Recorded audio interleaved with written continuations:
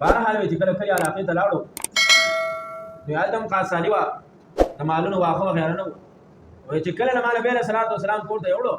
نو زما مال به موړ راته د سخران او بیا به ګډیر شو دارنګې مالونه ساربه شو وایي رزق راته پراخه شو زما بچي مخکې به روټۍ نه موندله او بیا خوراک ورته پراخه شو رزق ورته الله تعالی وایي خلکو به نورو خلکو به یې کړي علاقه والا خپلو بچو غلامانو ته به وي چې زمونږ مالونه نه هر راځي له سحرانه او د حلیمې رضی الله تعالی عنه مالونه هغه ماړه راځي تاسو مالونه هغې سره سره وي بیا به مالونه زمونږ هغې سره سره ول خو بیا به هغه وکې راته او زما به ماړه وایي یو عجیبه کار دا و چې نبي علیه صلات وسلام د ورکوټوالي نه انصاف دا و چونکې د ده بل بچی هم و د دغه حلیمې رضی الله تعالی عنه نو وایي چې ما به بلې سینې ته واچو نو بلې سینه به هغه نه خوړه انصاف پکې او بله دا چې زر زر به غټېدو هفته کې چې څومره ماشوم غټېږي هغه به ورځ کې غټېده دي او په میاشت کې چې څومره غټېږي هغه به هفته کې غټېږي څه ورځې پس وخت پکې تېر دی وایي نبی علیه صلات وسلام بهر د شیما دا د لور نبی علیه صلات وسلام رضی خور وه هغې بهر ایستې او ځان سره لوبله وایي زه نبی علیه صلات وسلام خیال به مې ډېر ساته ځکه د هغه برکات ما محسوس کړي وایي زه بهر ورپسې ووتلم وایي ومې کته چې نبی علیه صلات وسلام زما د لور شیما د لاس نه نیولې ده را روان کړی وایي زه هغې ته قار شوم چې دا ته ولې نور ته ایستې د عربو نور دا تېز وایي ما ته وایي مورې راشه یو ناشنا کار درته وکړي وایي ما چې هغه څنګه وایي چې نبی علیه صلات وسلام په نور باندې نه دی روان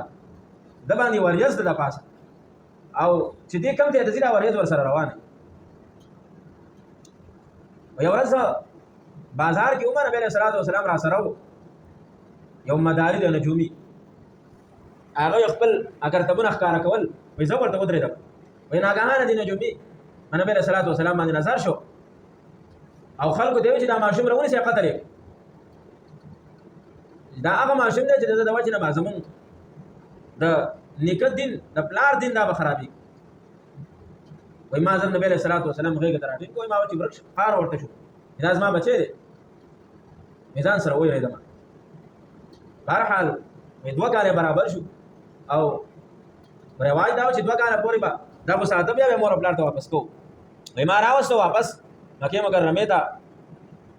مور ته مې ورلوي خو چې کله رالم نو په مکه کې وبا وه طاعون مرض و ما ورته وایي چې دلته وبا هم ده او زما زړه هم نه کېده ما چې واپس بیا بوتم نه وخت مې نور وساتم وایي چې زه ټیک ما واپس بوت خوشحاله شوم څه ورځې پس 2 کاله پکې نور تېر دي وایي زما بچي او نبی علیه صلات وسلام بهر لوبو ته ودي وایي زما بچي واپس راغلی ما ته وایي چې مور یې زمونږ هغه قریشي ورور هغه خو چا مړ کړو ما چې څنګه وایي چې څه کسان راغله سړی ورسره یو نبی علیه صلات وسلام یې په سینه باندې ووهه او مړ شو موږ ډېر په هیبت کې ورغلو چې ومکته نبی علیه صلات وسلام ولاړو او رنګ یې بدل شوی و موږ وایو چې څه چل دی وایي چې کسان راغلل او چړی ورسره وي ما ته وایي چې یارېږه مه تا نه به د امت لوی سردار به الله تعالی به در پیغمبري ده ته د امت لوی سردار یې وایي ما له بیا دا خېټې را رسېرې کړه د سینې نه ښکته دا واقع به وروسته نبی علیه صلات وسلام بیانوي هغه وخت کې ماشوم و او زړه یې را راویستو او ځان سره د زمزم اوبه راوړلې وې هغه زمزم اوبو باندې زما زړه ووینځو او بیا د زړه خوا ته لږه شانتې غوښه وه هغه غوښه یې ترې راکړ کړه او لرې کړه ویې چې دا د